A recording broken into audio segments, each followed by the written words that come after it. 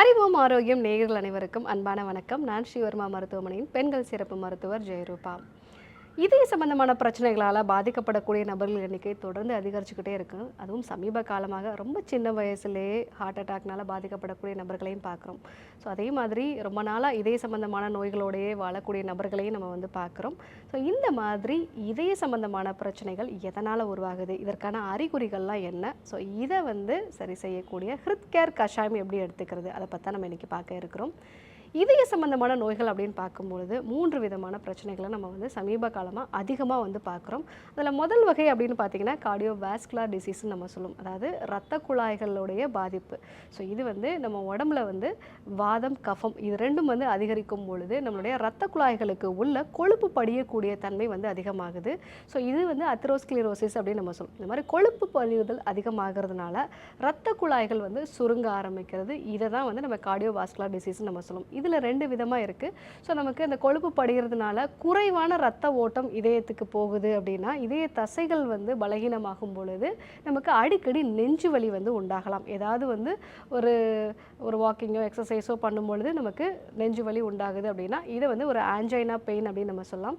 இதுவே இந்த இரத்த குழாயில் உண்டாகக்கூடிய அடைப்பு முழுவதுமாக அந்த இரத்த குழாய் முழுவதுமாகவே அடைப்பட்டுடுச்சு அப்படின்னா அதை தான் நம்ம ஹார்ட் அட்டாக் அல்லது மயோகார்டியல் இன்ஃபாக்ஷன் அப்படின்னு நம்ம சொல்லலாம். இந்த 2 வகை நமக்கு இரத்த நாளங்களில் உண்டாகக்கூடிய பாதிப்பு, இதயத்துக்கு போகக்கூடிய இந்த இரத்த நாளங்களில் உண்டாகக்கூடிய பாதிப்பு.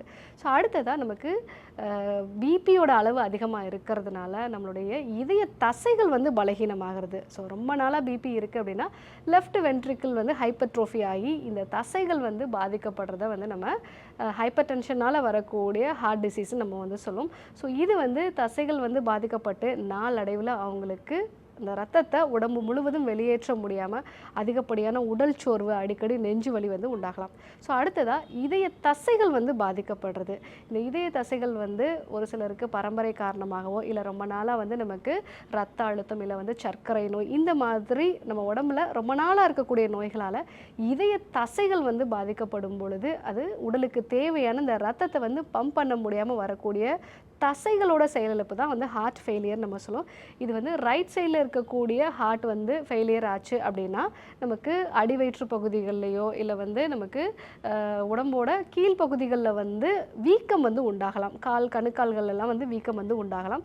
இதுவே இடது பக்கம் இருக்கக்கூடிய இதே பகுதிகளில் பாதிப்பு உண்டாகுது, அங்கே இருக்கக்கூடிய தசைகள் பலகீனம் ஆயிடுச்சு அப்படின்னா ரத்தத்தை நம்மளுடைய நுரையீரலுக்கு செலுத்த முடியாமல் நுரையீரல் பகுதிகளில் நீர் தேக்கம் உண்டாகி சுவாசம் சம்பந்தமான பிரச்சனைகள், ஸோ நடந்தால் மூச்சு வாங்குறது இந்த மாதிரியான பிரச்சனைகள் உண்டாகலாம். ஸோ இந்த மாதிரி இதய சம்பந்தமான பிரச்சனைகள் இருக்கக்கூடிய நபர்கள் நம்ம உடலில் இருக்கக்கூடிய அதிகப்படியான நீரை வெளியேற்றுதும் அதே மாதிரி இதய தசைகளை பலப்படுத்தக்கூடிய மருந்துகளையும் உணவுப் பொருட்களையும் எடுத்துக்கிறது நல்லது.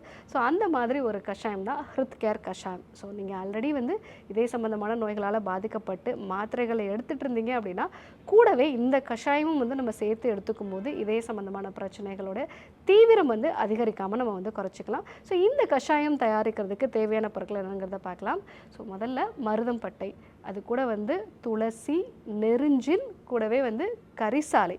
ஸோ இந்த மாதிரியான மூலிகைகள் கூடவே நம்ம வீட்டிலே இருக்கக்கூடிய தனியாவும் நம்ம சேர்த்துக்கலாம். தனியா அப்படிங்கிறது கொத்தமல்லி விதை, மருதம்பட்டை. ஸோ இந்த மருதம்பட்டை அப்படிங்கிறது நம்ம எல்லாருக்குமே தெரியும், அது இதயத்தை பாதுகாக்கக்கூடிய ஒரு முக்கியமான மூலிகை. ஸோ இது இரத்த குழாய்களுக்குள்ள கொழுப்பு படியக்கூடிய தன்மையை குறைக்குது. அதே மாதிரி இதய தசைகளையும் பலப்படுத்தக்கூடிய ஒரு தன்மை இதற்கு இருக்குது. ஸோ அடுத்ததாக நெருஞ்சில். ஸோ நெருஞ்சில் உடம்புல இருக்கக்கூடிய அதிகப்படியான நீரை வெளியேற்றக்கூடிய ஒரு டயூரிட்டிக் எஃபெக்ட் இருக்கும். யூஸ்வலாக அந்த இதய சம்பந்தமான நோய்களால் பாதிக்கப்பட்டவங்களுக்கு நீர் தேக்கம் உடம்புல இருக்கிறது ஒரு முக்கியமான பிரச்சனையாக இருக்கும். ஸோ முக்கியமாக லங்ஸில் நீர் தேங்கிறதோ இல்லை நம்ம கணுக்கால்களில் அடிவயிற்று பகுதிகளெல்லாம் நீர் தேங்கிறது.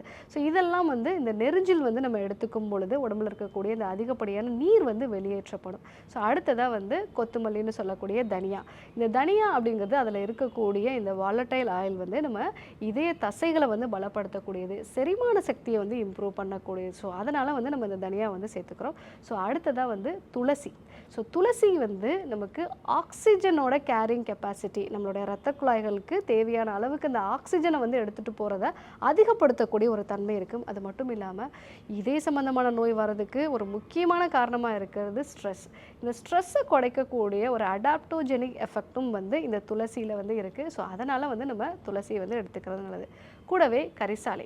ஸோ நம்ம உடம்புல கல்லீரல் வந்து ஆரோக்கியமாக இருந்தால் தான் இதயம், நுரையீரல், அதே மாதிரி சிறுநீரகம் இந்த மாதிரியான ராஜ உறுப்புகள் வந்து ஆரோக்கியமாக செயல்பட முடியும். ஸோ கரிசாலை வந்து எடுத்துக்கும் போது கல்லீரலையும் பாதுகாக்கும், அதே சமயத்தில் இதய தசைகளையும் வந்து பாதுகாக்கக்கூடிய தன்மை வந்து இந்த கரிசாலைக்கு இருக்குது. ஸோ அதனால் நம்ம கரிசாலையும் வந்து இந்த கஷாயத்தில் வந்து பயன்படுத்துகிறோம். ஸோ இந்த ஹிருத்கேர் கஷாயம் இப்போ எப்படி செய்யுது நம்ம பார்க்கலாம். இதய சம்பந்தமான பிரச்சனை இருக்கிறவங்களுக்கு பயன்படக்கூடிய இந்த ஹிருத்கேர் கஷாயம். இந்த ஹிருத்கேர் கஷாயம் தயாரிக்கிறதுக்கு தேவையான பொருட்கள்ங்கிறத பார்த்துடலாம். மருதம்பட்டை வந்து நம்ம பொடியாக்கி வச்சுருக்கோம்.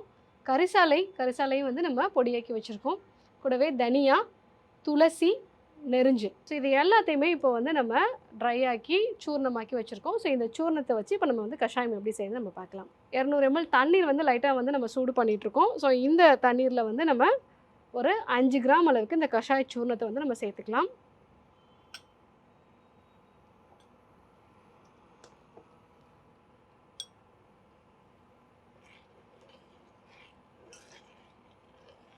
கஷாயம் நல்லா கொதிச்சு ஒரு 10லேருந்து 15 நிமிஷம் வந்து அது கொதிச்சு அது 4ல் ஒரு பாகமாக குறையணும். ஸோ அதுக்கப்புறமா நம்ம வந்து வடிகட்டி எடுத்துக்கலாம். இப்போ கஷாயம் நல்லா கொதிச்சு ரெடி ஆயிடுச்சு. நம்ம வந்து வடிகட்டிக்கலாம்.